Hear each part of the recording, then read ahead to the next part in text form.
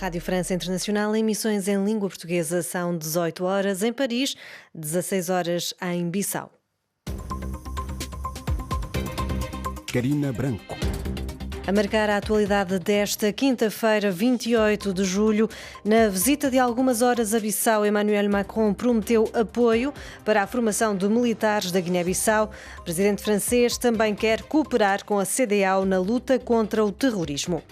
ONGs apresentam queixa em Paris contra o príncipe saudita Mohammed Ben Salman por cumplicidade no assassínio do jornalista Jamal Khashoggi no dia em que Mohammed Ben Salman é recebido pelo presidente francês no Eliseu. A antiga ministra moçambicana do Trabalho, Helena Taipo, foi condenada a 16 anos de prisão por peculato e participação económica num caso de desvio de 1,6 milhões de euros de salários de mineiros moçambicanos. No controle técnico desta emissão está Sophie Janin e o jornal começa agora. Na Guiné-Bissau, o presidente francês disse hoje que a França vai apoiar a formação de militares da Guiné-Bissau. A formação de militares guineenses faz parte do programa de apoio à Guiné-Bissau no combate ao narcotráfico, pirataria marítima e também para ajudar na estabilização do país. Emmanuel Macron também disse que é o papel de França continuar a ajudar a região na batalha contra o terrorismo, num trabalho com a CEDEAO, cuja presidência rotativa foi assumida pela Guiné-Bissau. O Umaru Sissoko Embalo disse contar realizar nas próximas semanas ou nos próximos meses uma cimeira da CEDEAO para a qual vai convidar a França e garantiu a Macron a vontade de cooperar. O presidente guineense também anunciou a criação de uma força anti-golpes de Estado no seio da CEDEAO. Bissau era a última etapa da viagem de Macron também aos Camarões e ao Benin. O chefe de Estado francês deixou Bissau rumo a Paris ao início da tarde. Reportagem de Moussa Baldé. Emmanuel Macron chegou a Bissau na noite de quarta-feira, partiu ao meio desta quinta-feira de regresso à França após um périplo que o levou ao Benin e aos Camarões.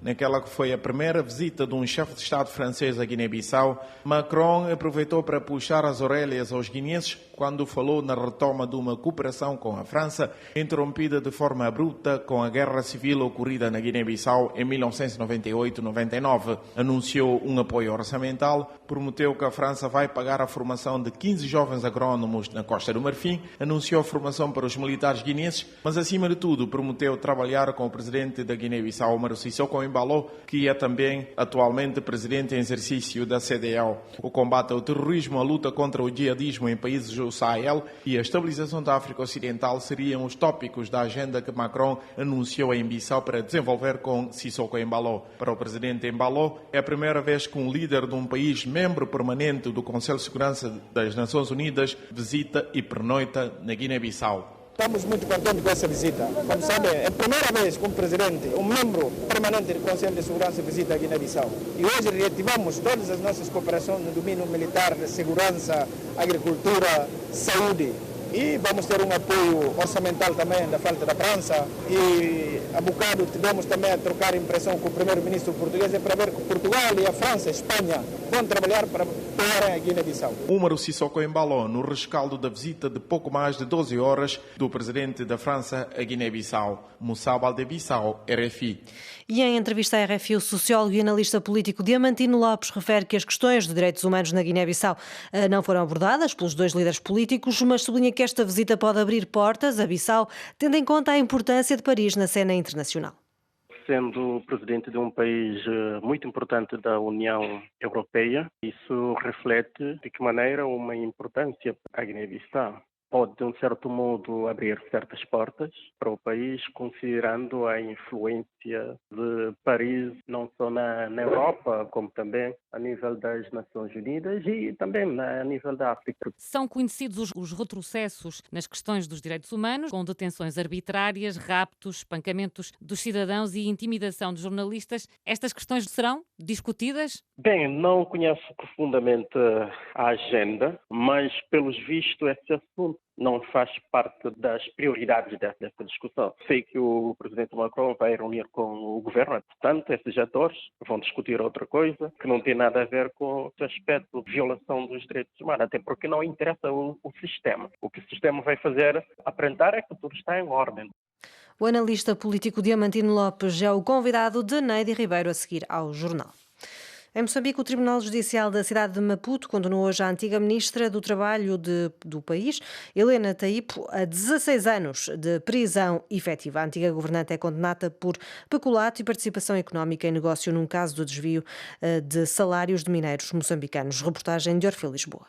O Tribunal Judicial da cidade de Maputo não teve dúvidas que Helena Taipo, antiga ministra do Trabalho e embaixadora de Moçambique em Angola, foi um dos responsáveis pelo esquema que desviou fundos que seriam canalizados para o pagamento de mineiros nacionais na África do Sul. Ivandra Wamuzi, juíza do caso, foi quem ditou a sentença. Condenar a ré Maria Helena Taipo pela prática dos crimes de peculato e de participação econômica em negócio na pena unitária de 16 anos de prisão e 1 ano de multa à taxa diária de 2% do salário mínimo.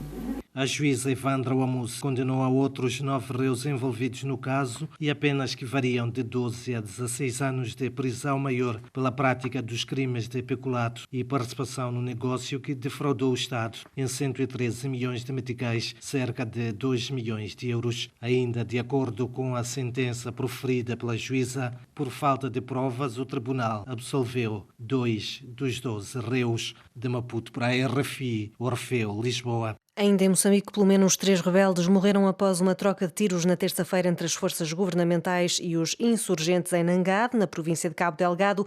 Fonte da força local disse que isso aconteceu quando um grupo de rebeldes tentou atacar a vila. 5 insurgentes estão detidos. O investigador João Feijó refere que a zona de Nangade tem sido uma das mais atacadas por ser relativamente desprotegida.